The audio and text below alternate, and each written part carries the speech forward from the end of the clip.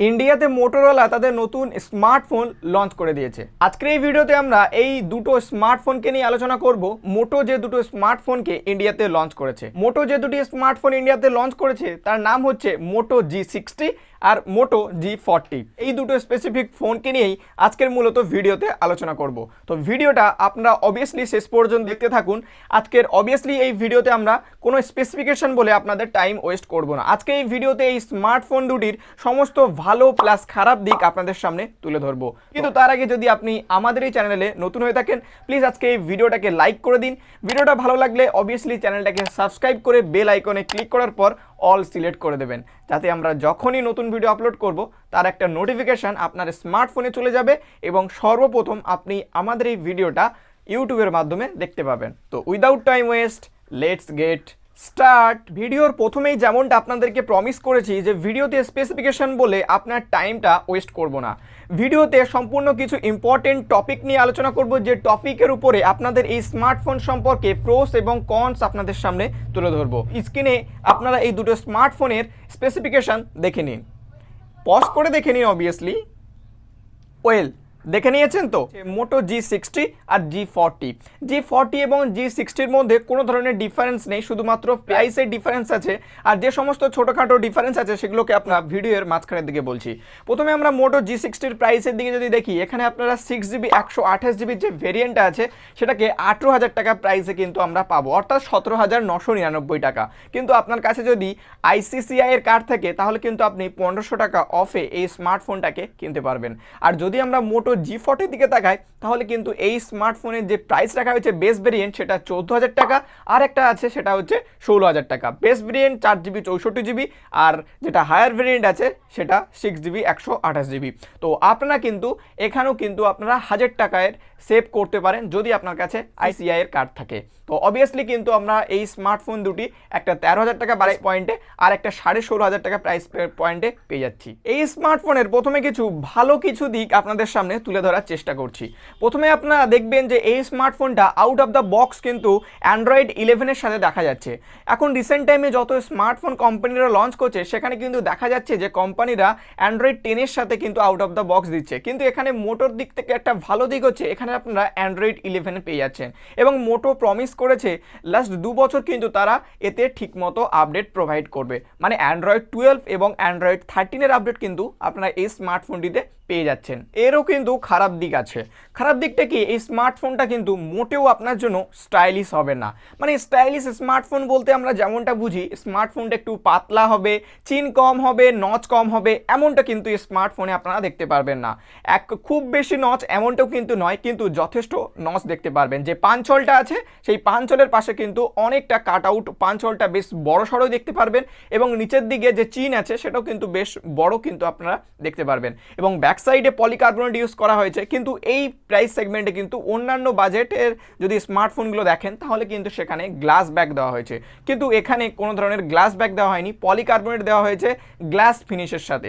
গ্লাসের মতো দেখলে কিন্তু আপনার ফার্স্ট টাইম মনে হতে পারে, কিন্তু এটা গ্লাস নয়, এটা কিন্তু একটা পলিকার্বনেট ব্যাক। এবং এই স্মার্টফোনটার ওজন কিন্তু অনেক বেশি এবং মোটা এবং ভারী। ওজন যদি আপনি দেখেন তাহলে এই স্মার্টফোনটা কিন্তু 225 গ্রাম ওজন কিন্তু হবে। মানে ফোনটা অনেকটা ভারী মনে হবে আপনার কাছে, এবং ফোনটার থিকনেস কিন্তু অনেকটা বেশি চওড়া, মানে অনেকটা মোটা ফোন। তো স্টাইলিশের দিক থেকে কিন্তু স্মার্টফোনটা একদমই ভালো নয়। কিন্তু এই স্মার্টফোনটার যদি অন্যান্য ফিচার্সের দিকে আবারও আমরা দেখি, এখানে কিন্তু আমরা দেখতে পেয়ে যাব 4G ক্যারিয়ার অ্যাগ্রিগেশনের সাপোর্ট। রিসেন্ট টাইমে কিন্তু অনেক স্মার্টফোনে ক্যারিয়ার অ্যাগ্রিগেশনের সাপোর্ট থাকলেও বেশি ব্যান্ডের সাপোর্ট নেই, কিন্তু এই স্মার্টফোনের যে প্রসেসর আছে এই প্রসেসরটাতে মোটামুটি বেশ কিছু ব্যান্ডের সাপোর্ট আছে, যার কারণে কিন্তু আপনি আউট অফ দ্য বক্স স্মার্টফোনে কোনো সিম লাগাবেন তখন কিন্তু আপনি খেয়াল করতে পারবেন এই স্মার্টফোনে কিন্তু ক্যারিয়ার অ্যাগ্রিগেশনের সাপোর্ট আপনি দেখতে পারবেন। কিন্তু এর সাথে সাথেও এই স্মার্টফোনের একটা খারাপ দিক হচ্ছে এখানে কিন্তু সিঙ্গেল স্পিকার আপনারা দেখতে পারবেন। তাহলে কি হবে, সিঙ্গেল স্পিকার থাকার কারণে আপনারা কিন্তু এখানে ডুয়েল স্পিকারের যে লাউড সাউন্ডটা আছে সেটা কিন্তু আপনারা এখানে ভোগ করতে পারবেন না। এবং সিঙ্গেল স্পিকারের হিসাবে কিন্তু এখানে সাউন্ড যথেষ্ট আছে, কিন্তু আমার মনে হয় এখানে ডুয়েল স্পিকার কোম্পানি দিতে পারতো, এখানে কিন্তু আর একটু বেটার কাজ করতে পারতো মোটোরোলা। ডিসপ্লে কিন্তু এখানে আপনারা দেখতে পেয়ে যাবেন 6.8 ইঞ্চির একটা IPS LCD প্যানেল, যেটাকে কিন্তু 480 নিটস ব্রাইটনেস আছে, উইথ কিন্তু 120 হাজের রিফ্রেশ রেট পেয়ে যাচ্ছেন এবং এখানে কিন্তু আপনারা 240 হাজের কিন্তু একটা টাচ স্যাম্পলিং রেট কিন্তু পেয়ে যাচ্ছেন। এখানে কিন্তু আপনি অন্যান্য যে সমস্ত কোম্পানি আছে সেই সমস্ত কোম্পানির স্মার্টফোনের দিকে দেখেন তাহলে কিন্তু আপনি পেয়ে যাচ্ছেন কোনো সুপার অ্যামোলেড প্যানেল বা অ্যামোলেড প্যানেল, যেমনটা রেডমি নোট 10 প্রো কিংবা নোট 10 প্রো ম্যাক্স এই দুটো স্মার্টফোনে কিন্তু পেয়ে যাচ্ছেন। কিন্তু ওই সমস্ত স্মার্টফোনের থেকে এই স্মার্টফোনে একটা খাসিয়াত হচ্ছে বা ভালো দিক হচ্ছে এই স্মার্টফোনটিতে কিন্তু আপনারা ক্লিয়ার স্টক অ্যান্ড্রয়েডের সাপোর্ট পেয়ে যাচ্ছেন, যেটা কিন্তু আপনি এমআই ইউআই এর ওই ইউআই কিন্তু আপনি সেই এক্সপিরিয়েন্সটা পাচ্ছেন না। যেহেতু এখানে স্টক অ্যান্ড্রয়েড আছে উইথ 120 হাজার রিফ্রেশ রেট ডিসপ্লে, এখানে কিন্তু আপনারা স্মুথনেসের একটা পারফরমেন্স দেখতে পেয়ে যাবেন। কিন্তু এছাড়াও একটা খারাপ দিক আছে, কারণ এখানে আপনারা ব্যাক সাইডে কিন্তু একটা ফিঙ্গারপ্রিন্ট সেন্সর দেখতে পেয়ে যাবেন, কিন্তু সেই ওল্ড যুগের মতো কিন্তু আপনাদেরকে সেই ব্যাক সাইডে ফিঙ্গারপ্রিন্ট দেওয়া হয়েছে, যেটা কিন্তু একদম ডিজাইনটাকে পুরো নষ্ট করে দিয়েছে। আমার মনে হয় ব্যাক সাইডে না দিয়ে সাইড মাউন্টেড দিলে অনেকটা ভালো হতো। এবং ফিঙ্গারপ্রিন্ট কিন্তু আপনারা খুব ফাস্ট পাবেন এমনটাও নয় এবং খুব স্লো পাবেন এমনটাও নয়, কিন্তু এখানে ফিঙ্গারপ্রিন্ট সেন্সরটা কিন্তু আরও ফাস্ট হতে পারতো। এটাই কিন্তু স্মার্টফোনের একটা কমস, এইটাকে কিন্তু আপডেটের মাধ্যমে ঠিক করা যেতে পারে। এবার কোম্পানি কি করবে সম্পূর্ণটাই নির্ভর করছে কোম্পানির উপর। বাজেটের মধ্যে অর্থাৎ 16,500 টাকা বাজেটের মধ্যেও কিন্তু আমরা এই স্মার্টফোনে 108 মেগাপিক্সেলের ক্যামেরা দেখতে পাচ্ছি, একটা 8 মেগাপিক্সেলের আলট্রা ওয়াইড প্লাস ম্যাক্রো এই দুটো সেন্সর একসঙ্গে মিলিত হয়ে কিন্তু একটা ক্যামেরা দেখতে পারবো এবং 2 মেগাপিক্সেলের একটা ডেপথ দেখতে পাবো। এখানে 2 মেগাপিক্সেলের একটা আলাদা ম্যাক্রো দেয়নি, এটা কিন্তু অনেকটা ভালো পদক্ষেপ মোটোরোলার পক্ষ থেকে। এবং এই স্মার্টফোনে যে 108 মেগাপিক্সেলের ক্যামেরা আছে সেটা অ্যাকর্ডিং টু উৎসব টেকি এবং অ্যাকর্ডিং টু জ্ঞান থেরাপি যে সমস্ত ইউটিউব চ্যানেল আছে তারা যদি এই স্মার্টফোনটাকে ইউজ করেছে এবং তাদের যে এক্সপিরিয়েন্স, তারা অনেকেই বলছে যে মোটোরোলা প্রিভিয়াস যে স্মার্টফোনগুলো আছে সেগুলোর থেকে কিন্তু এই স্মার্টফোনে অনেক বেশি কাজ করেছে এবং অনেক বেশি ইমেজ প্রসেসিংয়ের দিকে নজর দিয়েছে। সে কারণে কিন্তু আগের যে সমস্ত মোটোরোলার স্মার্টফোন আছে সেই সমস্ত মোটোরোলার স্মার্টফোনের থেকে এই স্মার্টফোনে কিন্তু অনেক বেশি বেটার কোয়ালিটির পিকচার কিন্তু আমরা দেখতে পাবো। এবং এইখানে যদি আমি মোটো G40 দিকে দেখি, জাস্ট এইখানেই একটুখানি তফাৎ আছে যে এখানে কিন্তু 108 মেগাপিক্সেলের জায়গায় কিন্তু সেখানে 64 মেগাপিক্সেলের ক্যামেরা দেওয়া হয়েছে।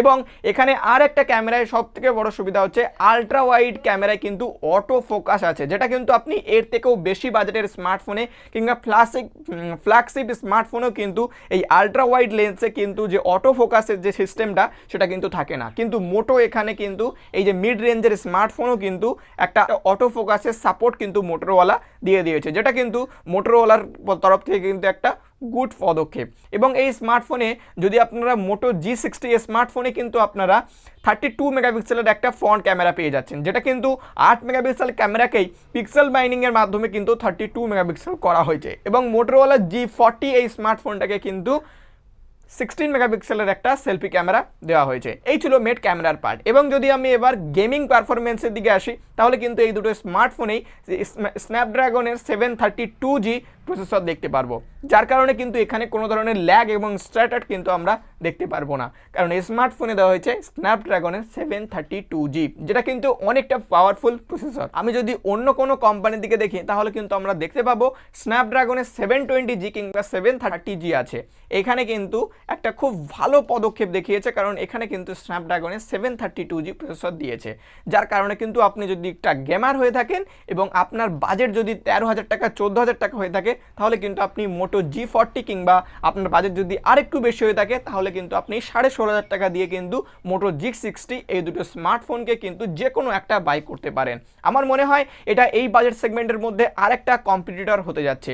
এবং আপনার যদি মনে হয় যে একটা অলরাউন্ডার স্মার্টফোন চাই তাহলে কিন্তু আপনি এই স্মার্টফোনটাকে নিতে চান, যদি আপনার প্রায়োরিটি ডিসপ্লে না হয়ে থাকে পারফরমেন্স হয়ে থাকে তাহলে কিন্তু এই স্মার্টফোনটাকে আপনি চোখ বন্ধ করে নিতে পারেন। কিন্তু এছাড়াও এই স্মার্টফোনে আরও কিছু খারাপ দিক আছে যেগুলো আপনাদের সামনে তুলে ধরবো। ডিসপ্লেতে কিন্তু আপনারা একটা জিনিস আমি বলতে ভুলে গিয়েছিলাম, যেটা হচ্ছে যে আইপিএস ডিসপ্লে এই যে প্যানেলটা আছে এই প্যানেলে কিন্তু আপনি যখন সামনের কোনো ভিডিও দেখবেন তখন কিন্তু আপনি কোনো ধরনের প্রবলেম ফেস করতে পারবেন না, কিন্তু যখন আপনি যেই অ্যাঙ্গেলটা একটু চেঞ্জ করবেন তখন কিন্তু আপনার যে ভিউইং এক্সপিরিয়েন্স সেটা কিন্তু খুব একটা ভালো থাকবে না, কারণ এখানে অ্যাকর্ডিং টু জ্ঞান থেরাপি কিন্তু এমনটাই কিন্তু বলেছে তার ফার্স্ট ইমপ্রেশনে।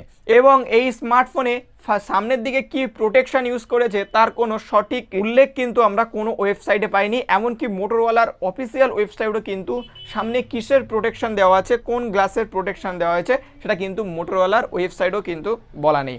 কিন্তু এই স্মার্টফোনের আরও একটা ভালো দিক হচ্ছে এই স্মার্টফোনে যদি আমরা সিকিউরিটির দিকে দেখি, যেমনটা আপনারা স্যামসাংয়ের ফোনে দেখতে পাই নক সিকিউরিটি, তেমনটা কিন্তু আমরা এই মোটোর স্মার্টফোনে দেখতে পারবো থিংস শেডের প্রোটেকশন, অর্থাৎ থিংস শেডের কিন্তু একটা হার্ডওয়্যার সিকিউরিটি কিন্তু আমরা মোটোরওয়ালার এই স্মার্টফোনে দেখতে পারবো।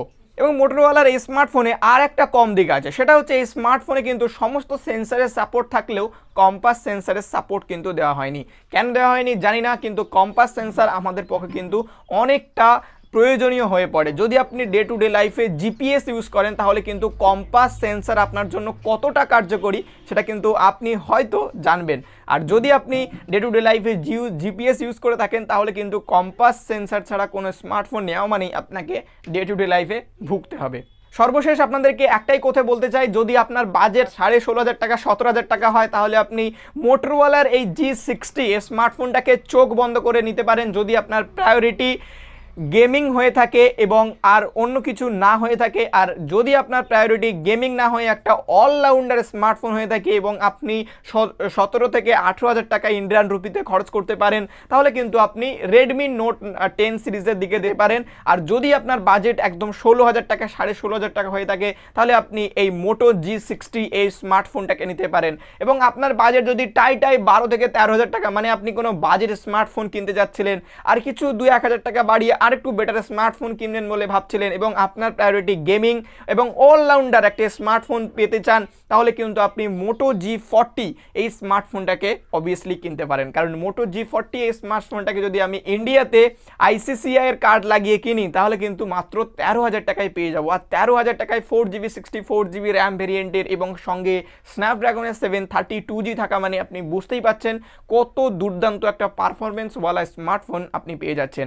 আশা করছি আজকের এই ভিডিওটা দেখার পর আপনি ক্লিয়ার হয়ে যেতে পেরেছেন। যদি আপনার বাজেট 16-17,000 টাকা হয়ে থাকে কিংবা 12-13,000 টাকা হয়ে থাকে তাহলে আপনার কোন স্মার্টফোনটা নেওয়া উচিত। যদি আজকে এই ভিডিওটা ভালো লাগে অবভিয়াসলি লাইক করবেন। আমি জানি আপনি আমাদের এই চ্যানেলটাকে সাবস্ক্রাইব করতে ভুলে গেছেন। ভিডিও তো অনেকেই শেষ পর্যন্ত দেখছেন কিন্তু সাবস্ক্রাইব করছেন না, তো অবভিয়াসলি চ্যানেলটাকে সাবস্ক্রাইব করে বেল আইকনে ক্লিক করার পর অল সিলেক্ট করে দিন, যাতে আমরা যখনই নতুন ভিডিও আপলোড করব তার একটা নোটিফিকেশন আপনার কাছে চলে আসবে। তো আজকের ভিডিও এই পর্যন্তই, নেক্সট কোনো পরবর্তী ভিডিওতে আবারও দেখা হবে। ততক্ষণ পর্যন্ত ভালো থাকবেন, সুস্থ থাকবেন, জয় হিন্দ।